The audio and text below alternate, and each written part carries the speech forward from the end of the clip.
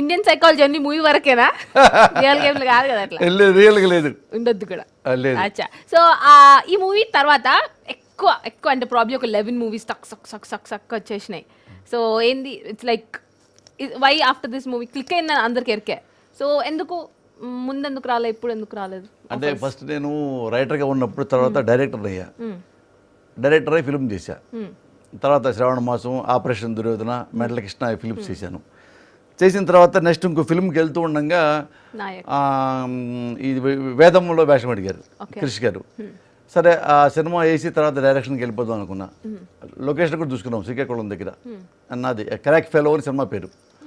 అది చేద్దామని అయిన తర్వాత అది మంచి పేరు వచ్చింది. వచ్చిన తర్వాత కృష్ణ మంది జగద్గురువులో మంచి వేషం ఉంది మురళి గారు, ఆ వేషం కూడా వేయండి అన్నాడు క్రిష్ గారు.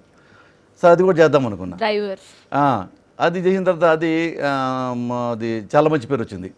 దాని పేరు ఏదో తొగ్గులకి ఏదో అంటారు దాన్ని, టాక్సీ డ్రైవరు. అది వేసిన తర్వాత 3 సినిమాలు వచ్చినాయి. మా ప్రొడ్యూసర్ని పిలిచా, ఏమండి 3 సినిమాలు వచ్చినాయి, అవి ఆపేసి మన షూటింగ్కి వెళ్దామా, అవి కూడా చేసుకొని రమ్మంటారా అన్నాడు. ఏం పర్లేదు 3 ఫిల్మ్సేగా చేసుకొని రండి, మన డైరెక్షన్ చేసుకుందాం, నెక్స్ట్ మంత్కి వెళ్దాం డైరెక్షన్ అన్నాడు. మోహన్ వడ్ల పట్లని మెంటల్ కృష్ణ ప్రొడ్యూసర్ ఆయన. అయిన తర్వాత అందులో ఫస్ట్ ఫిల్మే నాయక్ ఏం చెప్పాడంటే, వినాయక్ ఏం చెప్పాడంటే, మురళి గారు 2.5 days వేషం అది మీరు వేస్తే బాగుంటుంది ఆ క్యారెక్టర్, హీరోతో కాంబినేషన్ కదా అంటే, సరే పెద్ద డైరెక్టర్ అడిగాడని చెప్పి సరే చేసి వద్దామని చెప్పి ఆ సినిమా ఒప్పుకున్నా. అది ఫస్ట్ డే షూటింగ్ అయిపోయిన తర్వాత వినాయక్ రైటర్ని పిలిచి, ఏం చేస్తావో తెలీదు, సెకండ్ హాఫ్ మొత్తం పోసాన్ గారు రావాలి. నాకు ఫస్ట్ డే తెగరం వచ్చింది నాకు. అందుకని మొత్తం రాయమంటే ఆ సినిమా 2.5 రోజులల్లా 13 రోజులు అయింది వేషం, 13 days.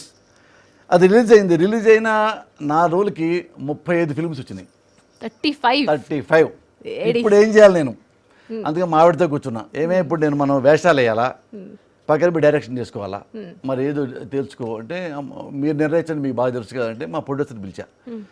మోహన్ గారు ఇన్ని ఫిల్మ్స్ వచ్చినాయి, మరి ఎట్లా అంటే, ఏం పర్వాలా, సినిమాలు రావటం అనేది అదృష్టం, ఈ సినిమాలు చేస్తూ ఉండండి, మీకు గ్యాప్ వస్తే నా సినిమా చేయండి, డోంట్ వరీ అన్నాడు.